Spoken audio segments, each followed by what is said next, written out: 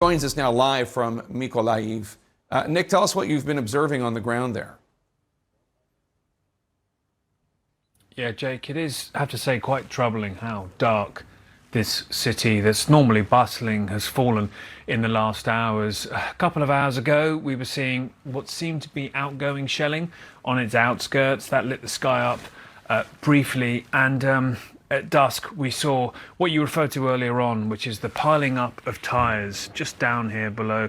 The only real light in the town right now is that of police cars that seem to be patrolling relatively constantly. The street lights have been turned off. The city basically bracing itself for the possibility of some sort of assault. Now, the tyres were an extraordinary appearance because the relatively bullish regional governor, Vitaly Kim, had sounded very confident in the past days about kicking the Russians out of the international airport and how they'd essentially been capturing lots of Russian armour of late. Today, he sounded a very different tone, saying that he'd understood that the Russians thought they could capture the city, quote, at any cost, and asking those locals who were not willing to fight at higher risk, he said, to bring spare tyres to any intersection they possibly could. 2 hours later, and we've seen a lot of people literally down here before dusk bringing their cars up and just pulling tyres out and dumping them at various positions. 2 hours later, he said, look, you've been amazing, the people of Mykolaiv. You've done what we needed. Please don't set fire to the tyres until I give you the order. And this is an extraordinary guy because he's been using his Telegram account here, the social media messaging app, to essentially galvanise, rally the population over the last days. And so there's a feeling, I think here, Jake, that we are potentially bracing for something quite bad. We've seen the assault over the last 10 days being at times random, a lot of artillery on the skyline. It has been exceptionally quiet tonight. And this in the last hours or so, the same regional governor, Vitaly Kim, who said they're not necessarily expecting an assault tonight, more something at dawn. And this city, Mykolaiv, is obviously vitally important because of where it sits on the Black Sea coast. And tonight it is chillingly silent. Jake? Nick Payton-Wells reporting live in Mykolaiv. Thank you so much. Appreciate it. Ukrainian President Zelensky today addressed British lawmakers via video conference. He promised the Ukrainians would, quote, fight to the end. CNN senior international correspondent Matthew Chance joins us now live from Kyiv. And Matthew, there were some very, one assumes, purposeful echoes of Winston Churchill in Zelensky's speech. Tell us what he said. Yeah, that's right. He referenced the Churchill's famous "Fight them on the beaches" speech by saying that we will not surrender to the Russians. We'll fight them in the fields and in the forests. We'll fight them on the shores and in the streets. And so that was obviously very resonant intentionally of that famous Churchill speech, and he got a standing ovation for it. It was very emotional indeed, and this is again underlining his status as a real war leader in this country. I have to say though, his central request or demand of the British Parliament was again for a no-fly zone to be imposed over the skies over Ukraine to stop Russia's bombing of civilian areas and to prevent it from degrading further the Ukrainian military. It's a call that he's been making when anybody will listen to him. He made it to the Americans earlier, to the US, to the Europeans, and then he made it again in the British Parliament. And it was really interesting that after he finished that speech and after he got that standing ovation, no one from the main political parties in Britain even mentioned the idea of a no-fly zone. And so it just sort of underlines that idea, that fact, that when it comes to imposing a no-fly zone in the skies over Ukraine at the moment, Western countries, including Britain, including the United States, see it as a no-go area because it would bring NATO pilots into direct confrontation, potentially with Russia, which could be a real matter for escalation. Nevertheless, again, another very successful speech in the sense that it underlined and sort of bolstered this sort of degree of sympathy that there is in many Western countries now for Ukraine's plight. Matthew, in the city of Sumy last night in Ukraine, an official says a Russian airstrike in a residential area killed 21 Ukrainian civilians, including 2 children.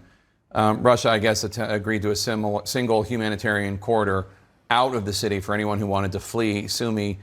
Did they uphold that agreement? I think to some extent they did, yes. But you're right. I mean, in the hours before that agreement came into force, there was this, absolutely horrific incident. The Ukrainians are saying it was an airstrike in which 21 people were killed. I mean, I think that has to be one of the single biggest incidents of the loss of life in a single airstrike that we've seen so far, although we'll see what the final sort of total is of that, the reckoning is of that when we see all these various incidents laid out. But you're right, the ceasefire did hold. The corridor was made available to people coming out of the city. There's been a ceasefire imposed, if you like, or upheld in various cities across the country, particularly in Kiev, over the course of the past 24 hours. And within the past few hours, the Russians have said that they will, hold fire again tomorrow. And so we are seeing this sort of succession of offers by the Russians to stop firing, to allow civilians to evacuate these residential areas. One of the reasons for that might be they want to empty them before they really go in hard to bring them under Russian control. So that may be what's one motivation behind it. We know that Russians have attacked fleeing Ukrainians, even ones in what were thought to be humanitarian corridors, whether in the south of the country. There was that horrific mortar explosion that the New York Times captured of that family that was killed by a Russian munition of some sort. So there's a lot of skepticism, obviously, understandable skepticism of the family that was killed by a Russian munition of some sort. So there's a lot of skepticism, obviously, understandable skepticism of the Russians. How are Ukrainian officials responding to this new proposal from Russia for a ceasefire in several cities? Well, I mean, yeah, they are treating it with skepticism, because you're right. I mean, we have seen these horrific scenes of green corridors being supposedly agreed by the Russians, only for the civilian population to be ruthlessly shelled as they attempt to get themselves and their families, children, old people, to safety. I mean, remember, the deliberate shelling of civilians is a war crime, and there have been calls repeated around the world for those responsible for this to be held to account. But at the moment, of course, the big concern is, can those green corridors work? Can these safe passages be opened up wide enough to allow at least the vast majority of the people trapped inside these residential areas to get out to safety? All right, Matthew Chance reporting live for us in Kyiv. Thank you. Please stay safe. One letter has become synonymous with the Russian invasion of Ukraine. That's the letter Z, which, by the way, isn't even found in the Russian alphabet. But as CNN's Phil Black reports, after that letter was spotted on Russian tanks and Russian military vehicles, it's become a symbol for those supporting Putin's barbaric war on the Ukrainian people. It's impossible not to notice. Many of the Russian vehicles invading Ukraine carry a distinctive mark. Trucks, tanks, fighting, engineering and logistical vehicles. They are advancing through Ukraine with the letter Z, painted conspicuously in white. The people being invaded have noticed. Here in the eastern Ukrainian town of Kupiansk, an angry crowd swarms after and attacks a single vehicle. Its only obvious connection to the war, the letter Z. It's almost certainly some kind of tactical grouping. There's a million different theories about what the Z means, but I think it's just a marking, just easy easy thing to mark, just like a square or triangle. In a war where the wannabe conquerors are not flying their national flag, that single character has taken on special significance. Ivan Kuliak. At a recent Gymnastics World Cup event, 20-year-old Russian competitor Ivan Kuliak accepted his bronze medal wearing a Z prominently on his chest. He was standing next to a Ukrainian athlete.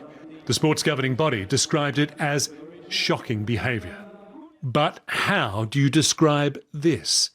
Terminally ill children and their carers formed a giant Z outside a hospice in the Russian city of Kazan. It's disgusting that the state is co-opting young children to be propaganda mechanisms for their war. It is dangerous when small little symbols become proxies for being a loyal citizen in an authoritarian regime during a time of war, because those who don't wear it, those who don't show the Z, could be targeted by the state.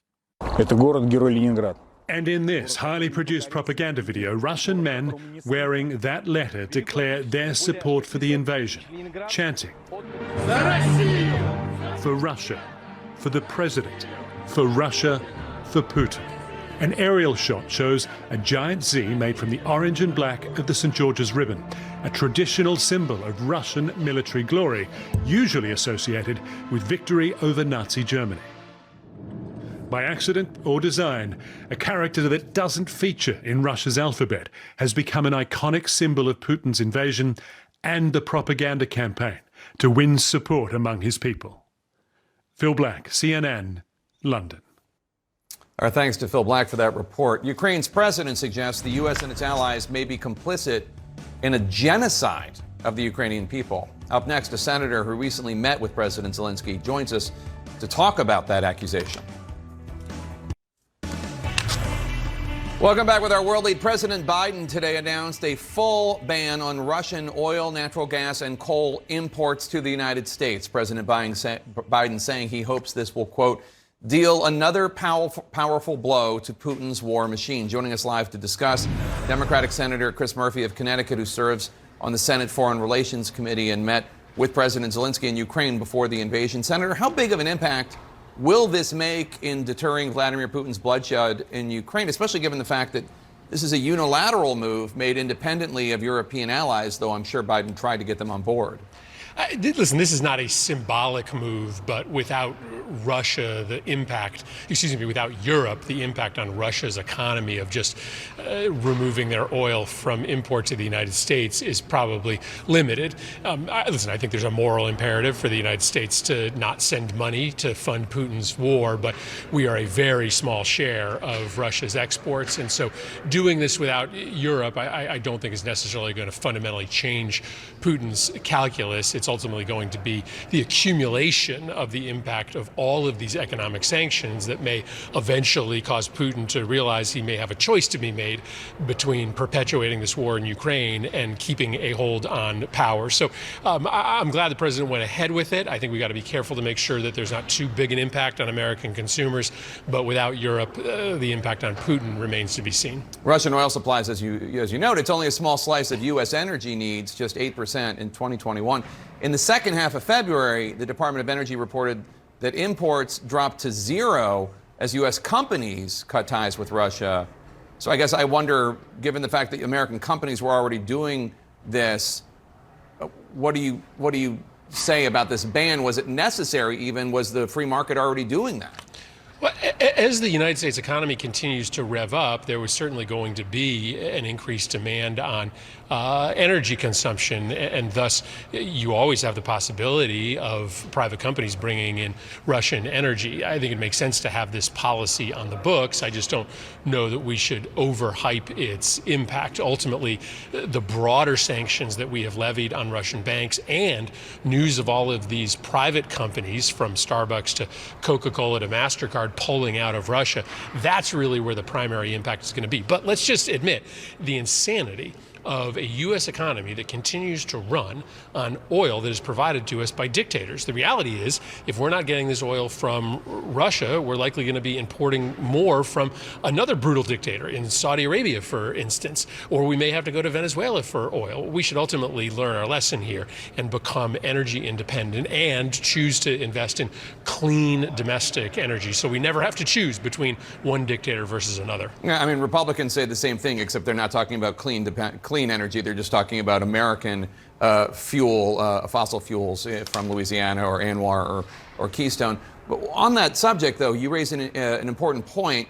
You talk about the moral imperative of the United States not funding Putin's brutal, barbaric war against the Ukrainian people. But the solution to that is that we're now going to be funding Maduro in Venezuela or the mullahs in Iran or the Saudi regime. I mean, these are also governments that are doing things that they'll take our money and use it to do things that are morally repugnant. Well, I don't think massive U.S. oil imports from Venezuela or Iran coming anytime soon. It is, though likely, we are going to need to import more oil from the Saudis. And on any given day, the behavior of the Saudi regime rivals that of the Venezuelans and the Iranians. I think you need to remember, when you talk about domestic oil production, there's no guarantee that that stays in the United States. When we produce oil here in the United States, that goes to the highest bidder. Sometimes that's here in the U.S., but oftentimes that oil gets sent to China. That oil gets sent to Europe. Renewable energy stays in the United States. When we are producing energy from solar panels or from wind turbines, that stays on the American grid. So if you really care about keeping American-made energy in the United States, you should be investing in renewables. So gas prices are at record highs. And a lot of Americans were already struggling to buy gas for their car. This might not affect you or me, but people in rural America who travel long distances, people who are living paycheck to paycheck, this really makes a difference. What can the administration, the Congress do to help those struggling Americans? Polls indicate that people, including a majority of Republicans, are willing to sacrifice for this moral imperative. But what more can be done for the people who really can't afford this? No, listen, I think you're exactly right. And I've frankly been saying this for the last several days, is that I frankly didn't want the administration to move out too quickly on this policy without making sure that we could backfill that Russian oil, because I do think it's really easy for the political elites in Washington to tell low-income consumers they should pay more for a gallon of gasoline in order to save Ukraine. That's a lot harder for people that don't have the extra money in Waterbury, Connecticut. So I think in the short run, that probably does mean we're going to have to bring in more oil from places like Saudi Arabia. I'm interested in a proposal that some of my colleagues have here to temporarily suspend the gas tax or lower the gas tax to try to defray the costs for consumers. But I think as long as this war is happening in Ukraine, the market is going to price in an amount of instability that's going to keep energy prices high. Democratic Senator Chris Murphy of Connecticut, thank you so much. Good to see you, sir. Coming up, U.S. gas prices inching closer and closer to $5 a gallon. How high will they go? Stay with us. Hey, more big American brands cut ties with the Kremlin earlier today. Coca-Cola says it's suspending business in Russia. McDonald's says it's closing all of its locations in that country. Then there's President Biden's move today to ban oil imports from Russia, coming as gas prices already are soaring to an all-time high. The price for a gallon of regular now averages $4.17, according to AAA. That crushes the old record of $4.11 set in 2008. Not only are gas prices bound to go even higher, as CNN's Pete Montine reports, the spike is already spilling over onto other areas. New record-high gas prices are pumping drivers full of anxiety. Uber driver Mohammed Tarani says he's done circling the D.C. area for rides. Instead, he waits in this lot with his car turned off. A few weeks ago, it was like $3. Now it's like jumped to $1. For drivers, it's bad. It's not good. AAA says the national average for a gallon of regular gasoline hit $4.17 on Tuesday, up more than 55 cents in only a week. Some of the worst prices are on the West Coast. This station in Pasadena, California, is actually below the county average. Yeah, it's horrible. You can't even live anymore. It's a big jump. Prices are soaring since the Russian invasion of Ukraine. President Joe Biden's latest measure is to ban imports of Russian oil, meaning gas prices could go up even more. The decision today is not without cost here at home. Will have a short-term effect, and gas prices are going to continue going up as a result of that. The impact could go far beyond the pump. Retail groups fear Americans will lose extra spending money for things like food and clothes. Even summer trips could cost more, with jet fuel just reaching a 14-year high. Gas prices find their way into the cost of virtually everything. Relief can't come soon enough for Uber drivers like Mohammed Tarani. What he pays for gas comes out of his paycheck. It is tough. But what can we do? It is what it is for now. We also heard from one driver near Chicago. He says it used to cost him about $85 to top off his pickup truck. Now he says it costs more like $120. This is all coming as more people are iron going back to work.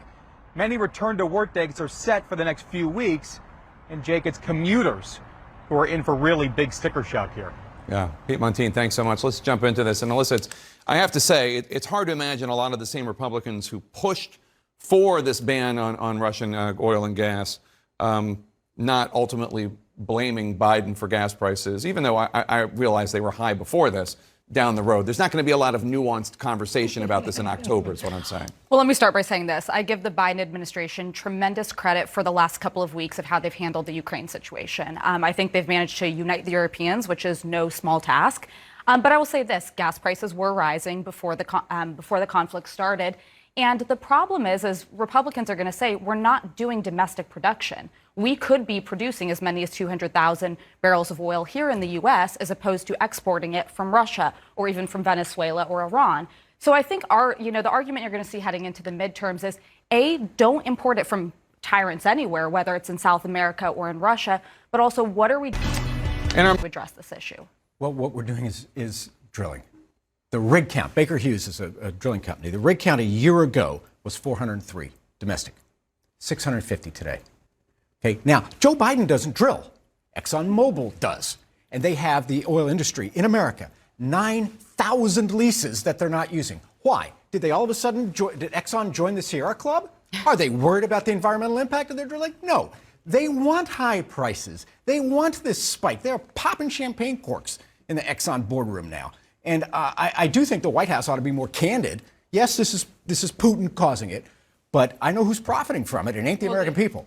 They were today during the White House press briefing. Now, how many Americans actually listen to or hear what ultimately the press secretary says? But White House Press Secretary Jen Psaki did talk a lot about the fact that they are trying to explain to the American public, and she said that she hoped the press would too, that yes, on federal production, she said there are actually 9,000 approved permits out there that are unused. Yeah. And that on top of it, that Biden, the president, made this decision on the oil exports to ban the Russian oil exports very deliberately, very carefully. Some may say it was with Congress nipping at his heels, but the president has been very careful to not make a decision like this without really consulting closely with European allies, knowing that they were probably not going to make this decision at the same exact time he was going to. And a lot of them haven't so far. It is a nuanced and complex issue, which is not necessarily a good thing you want to. I think you want to have if you're the politician in favor. But I will say this also: you just heard Senator Chris Murphy note the oil and gas industry. They do produce a lot of oil and gas in the United States. Domestic oil production is up, but that doesn't mean they sell it to Americans. They sell it to, as Murphy said, the highest bidder, which is often China. No, I think that's right. And Paul makes this point, and I think you have the Biden administration just trying to make this point as well, that these oil and gas companies are making tons and tons of money. I think last year was a record year in terms of their profit. They don't want to cut back on that profit, even though Americans are paying record high prices. I was in Alabama a couple of weeks ago, and gas was something like $3. And on the pump, there was a sticker of Joe Biden that said, Joe Biden did that. So this is already baked into the cake, I think, for Joe Biden in a terrible way in terms of the politics of it going into November. And, the nuance of it, what the oil and gas companies are doing, what Russia is doing, that's going to be lost, I think, as you try to make this argument to Americans that are really paying prices at the pump that they haven't seen in years. And a Democratic member of Congress said something to me that I thought was interesting, which is this is how the American people gauge inflation. Mm-hmm. Right. This is what they don't look at the consumer price index. Right. They just go to the pump. They see that prices are up and they're mad at whoever's in charge. Right. When they're at their grocery store, when they're at the gas station. I will say I've been in a number of focus groups with Democratic voters, but across the spectrum, whether it's young voters, older voters, white, black voters. And so far, the Democratic base is still saying that they are trusting Biden and that they actually are with him on his decision so far on Ukraine and Russia. They do also say that, the gas prices are hurting them and that they're not happy about it, but they're still sticking with him. And the Wall Street Journal had a poll that actually echoed that nationally, saying that most people are in favor of this ban and they're willing to eat the cost for a period. But if I'm advising President Biden, which I'm not, I'd say you've got about a 2-week window to figure out what you're doing to drive down costs. Right. That sentiment isn't going to last for that long. I think we all are heartbroken over what's happening in Ukraine. But if you're living paycheck to paycheck, you just can't justify that for too long. And you heard Murphy there say that because he said, and I agree, the people in Washington come up with, we say things like the American people can sacrifice. I'm not saying this, but I'm echoing politicians that have the American people can sacrifice their important principles. I can afford it. It's no skin off my back, but there are Americans, as Alyssa says, living paycheck to paycheck. People in rural America have to drive 2 hours to work, or truckers. I mean, there are a lot of people this is really going to hurt. Again, I'm not saying there isn't a moral imperative. What does Biden need to do other than talk about the need to make the sacrifice? What can he do to help bring down prices, if First, at all? he needs to explain that he gets it. Right, because he's driven around a limousine that he's not paying at the pump. He has to explain to folks that he used to be a car guy. But Scranton Joe, I mean, he knows. He seriously, he lived in the real world for quite a while before he moved into the White House. That's first. But second, I think Senator Murphy is right. They need to look for offsets. I don't know if this is the right policy, but there are already politicians in the Democratic Party talking about a windfall profits tax on the oil companies with offsets going to poor and middle-class families paying this bill, and then others want to put some of it toward alternative energy, and you heard Chris Murphy sort of hinting toward this. So they got to find offsets, but they shouldn't lose sight of the villain. Walt Disney said this. He said, "I judge my movies based on the villain. How evil the villain is how good the movie is." But are you saying that Putin or the oil companies? Well, I'd say Putin first. The oil companies are generally a pretty good villain, but Putin is an animal and a monster, and he is causing this. I think that's right. But if you are paying $5 Right. to go to work, per gallon, It's up to $6 in California. I mean, this is all of this sort of. They still have to find explaining, offsets. You're still shelling this money out. It doesn't really do you any good. And also, I don't think they have enough time to address this. Right? I would We be know trying to how work slow with things work in the gas DC. companies right now. I actually think that's you're going to have a better bet for the next couple of months trying to broker a deal and saying we are in this, historic moment than if you're going to try to. But what's the argument? How good do you luck. convince oil companies to give up profits? I think that there's been huge consumer demand for companies to do the right thing with regard to Russia. So I actually think that the consumer desire is there. They could come around. I mean, listen, it's an uphill battle, but that's where I would be having The White House must be listening to Paul because, today the press secretary was saying that that she called these gas price hikes, this gas issue, Putin is to blame. It was Putin gas hikes. And so that is the villain that the White House has squarely in their sights when they're trying to explain this to them. Well, it's a very, very important issue, and a lot of people out there who are going to be feeling a lot of pain. And we all hope, of course, that we figure out a way out of this. My thanks to the panel. You might not believe the latest fight in Florida. There's a controversial new law sparking outrage. What does it say? Coming up.